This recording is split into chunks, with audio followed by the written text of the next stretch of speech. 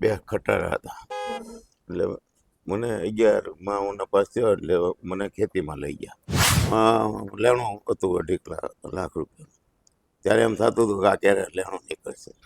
સપના મારા એવા હતા કે બે એસ ગાડી, ત્યારે એસ ગાડીનો જમાનો હતો, બે એસ ગાડી હોય, એક બુલેટ હોય અને એક સારો બંગલો હોય.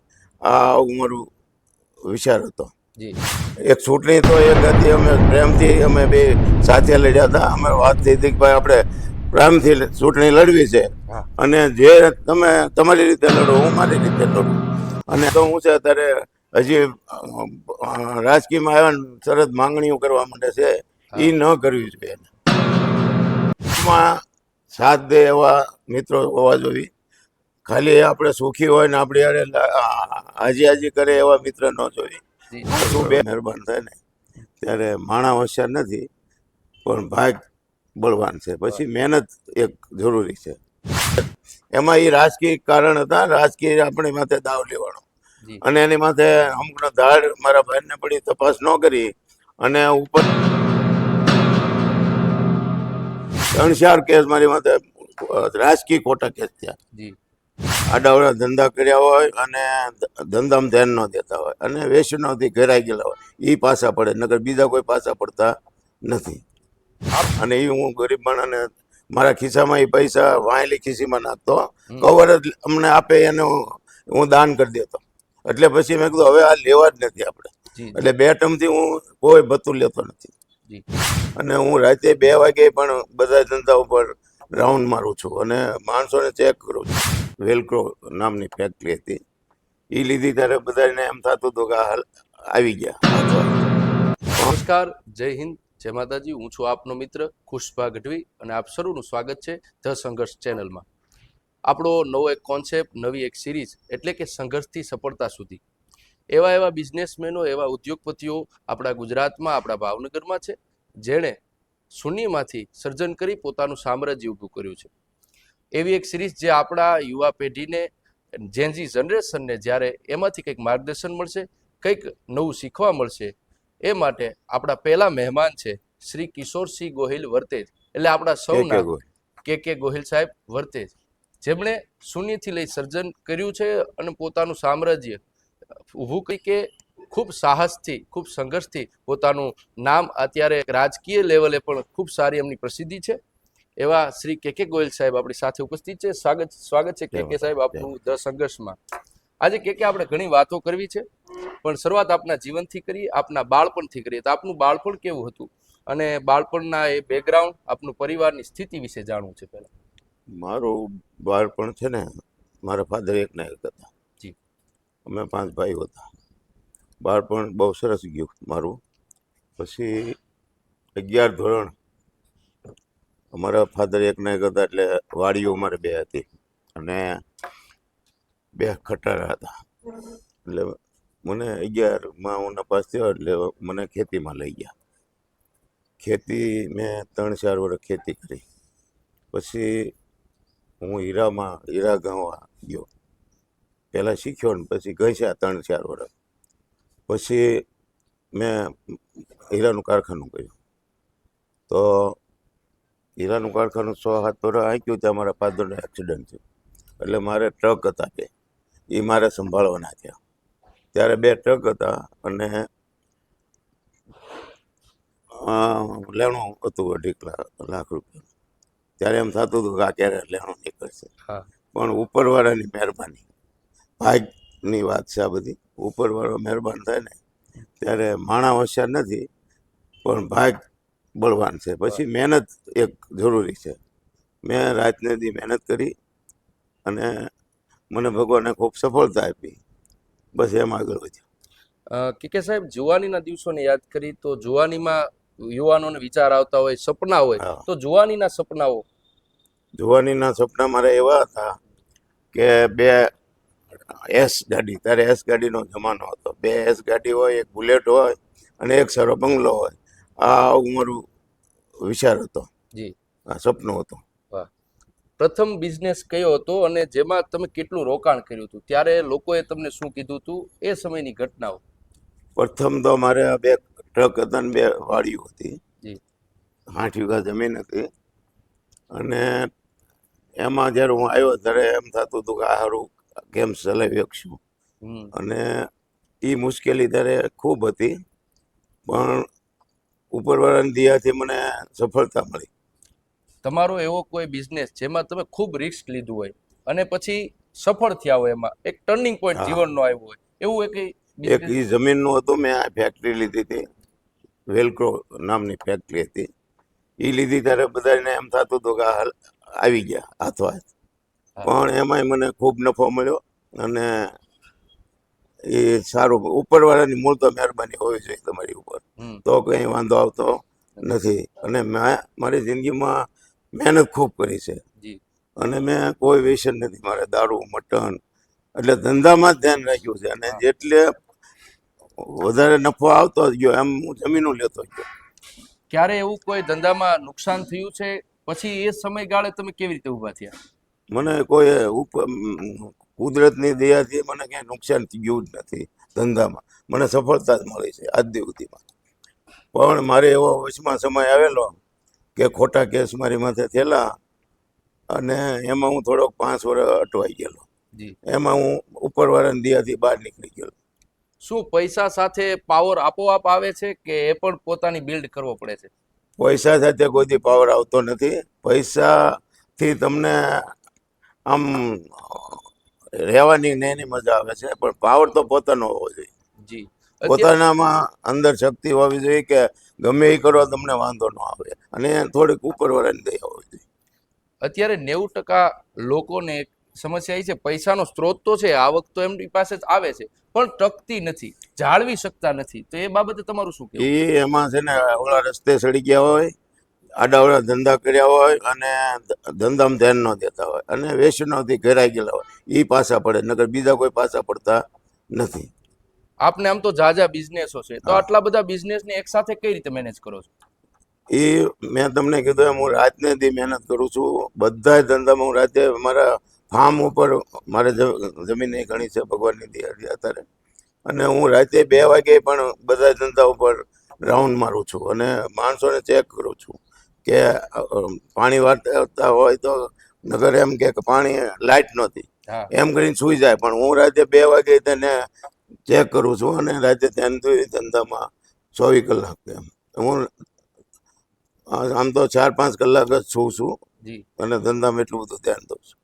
સફળતા પછી જીવનમાં ફેરફાર થતા હોય, તમારા જીવનમાં એવા ફેરફાર? મારે કોઈ ફેરફાર નથી. હું હજી નાના માણસો અમે જ્યાં બેસતા હતા ને જ બેસી છીએ, ઉઠવી છે. ઘણા એમ કે તમારા હવે ન બે ઉઠાય, પણ હું તો નાના માણસો હજી મારા મિત્રો છે એની સાથે જ બેહું છું, એમાં કોઈ ફેરફાર નહીં. ઘણા એને અહંપાઈ જાય રૂપિયાનો, પણ મને તો કોઈ અહંભાવ આવ્યો જ નથી, અને મારું સાદું જીવન છે. જી. તમારી રાજકીય સફર ક્યારે શરૂ થઈ, અને એ શરૂ થવા પાછળનું કારણ? રાજકીય સફર હું પહેલો અમારા વર્તેજ ગ્રામ પંચાયતમાં ચૂંટણી લડ્યો.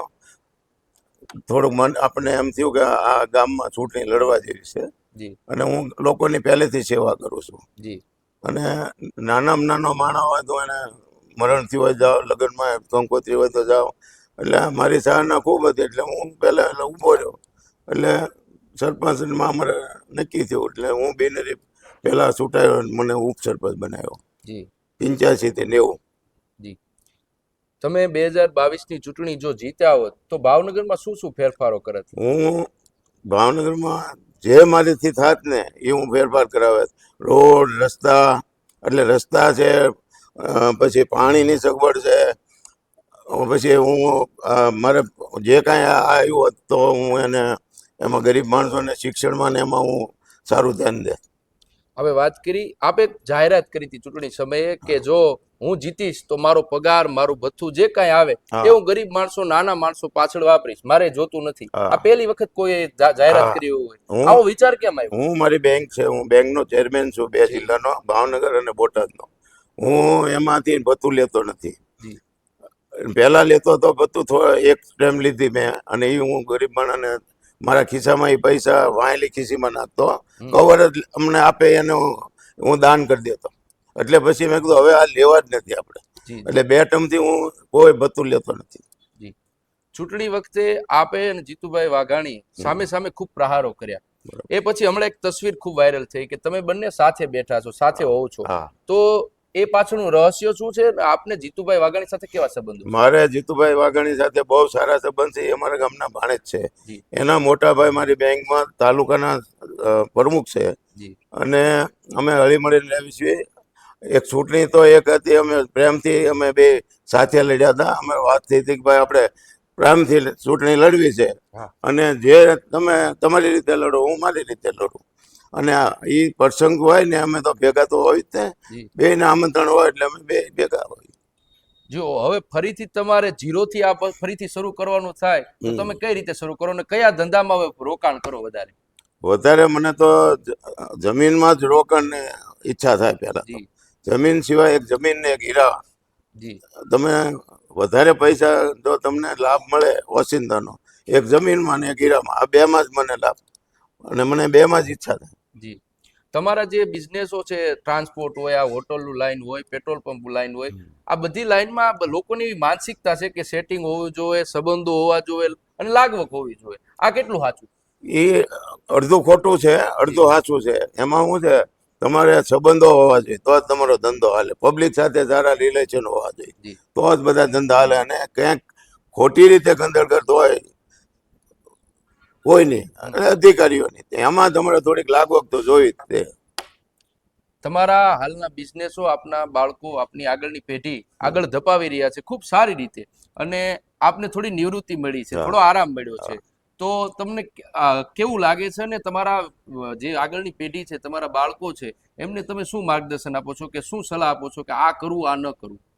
મારા બાળકો બહુ બે છે, સારા છે, જી અને પોતે બધા ધંધા ઉપાડી લીધા છે. હું તો હવે બે જ ધંધા સંભાળું છું. મારે આરકે ગોડાઉન એટલે વેરહાઉસ છે, અને ટ્રાવેલ્સ છે, તન્ના ટ્રાવેલ્સ, જી એમાં હું ભાગીદાર છું. અમે બે જ ધંધા સંભાળું, બીજું બધું હોટલથી પંપથી માંડીને બધા ધંધા, અડધી ખેતી છે પણ મેં એમને સોંપી દીધી. અને એની માથે મને પૂરેપૂરો વિશ્વાસ છે, એ આગળ તપાવશે, અને ગામમાં એમની સારી છાપ છે. જી વાહ. તમારા જીવનનો સૌથી ગૌરવશાળી દિવસ કયો હતો કે જે આજે તમને કોટો શેર લોહી ચડાવી દે એવો કોઈ દિવસ? એ આ મારી ઈચ્છા ભગવાને પૂરી કરી, કે જે નહોતું ધાર્યું એટલું મને ભગવાને આપ્યું. એ મને મારું ગૌરવ છે. જી તમારા જીવનનો કોઈ એવો કરુણ પ્રસંગ જે આજે પણ આંખ ભીંજાવી દે અને યાદ કરો તો? એ મારા ભાઈનું છે. જી એ ઘટના. આમ તો તમારા જીવનના 4 પીરિયડ, આમ 3 પીરિયડ ગણીએ તો એક સાહસી બિઝનેસમેન તરીકે, એક રાજકીય તરીકે, અને આજે જે તમે જીવો છો તે, આ 3 પીરિયડ છે. આ પીરિયડોમાં સૌથી વધુ પ્રિય તમને કયો સમય વધારે ગમ્યો કે આ કાળ મને વધારે મજા આવી? મને આ હું ધંધે ચડ્યો ને, જી એ જે ધંધામાં સફળતા મળી ને, એ મને સારો પીરિયડ ગમ્યો. કે ને મિત્ર ખૂબ જાજા છે. મિત્ર કેવા હોવા જોઈએ એની વ્યાખ્યા? મિત્ર દુઃખમાં સાથ દે એવા મિત્રો હોવા જોઈએ. ખાલી આપણે સુખી હોય ને આપણી યારે હાજી હાજી કરે એવા મિત્ર ન જોઈએ. જી હા, શું બે શબ્દ કહીએ કે એવા મિત્ર જોઈએ. વાહ. કે વચ્ચે આપણે વાત કરી કે આપની પર ખોટા કેસો ખૂબ થયા છે. કઈ પ્રકારના કેસો થયા હતા અને એમાંથી આપ કઈ રીતે નિર્દોષ છૂટ્યા? મારે મારા ભાઈને ને દાઢ પડેલી, જી અને એમાં એક બાતમીદાર ખોટો ઊભો થયેલો, આપણે એને ઓળખતા નહોતા.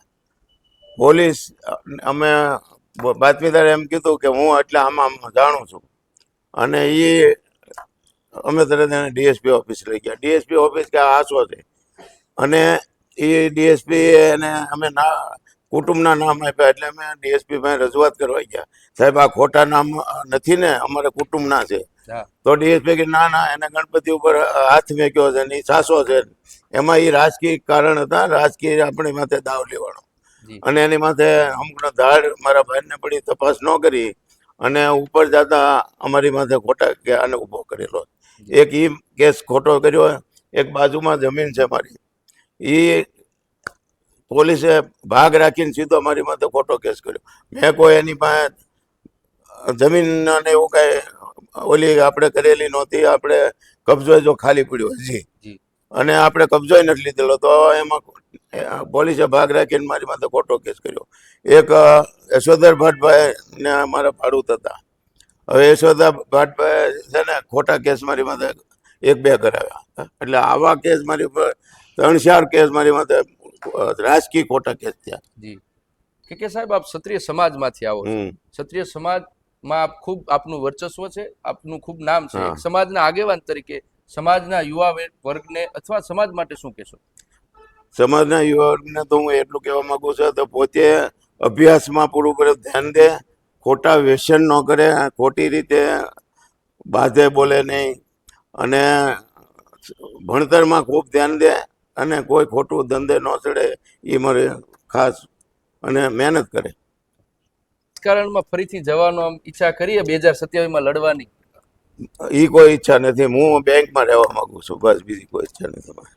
છેલ્લે પોડકાસ્ટના અંતે જે બિઝનેસ લાઈનમાં આગળ વધવા માંગે છે અથવા રાજકીય લેવલે આગળ વધવા માંગે છે એને શું માર્ગદર્શન આપશો, શું સલાહ આપશો? એને તો મહેનત કરવી જોઈએ, પક્ષને વફાદાર રહેવું જોઈએ, અને મહેનત એમાં ખૂબ કરવી પડે.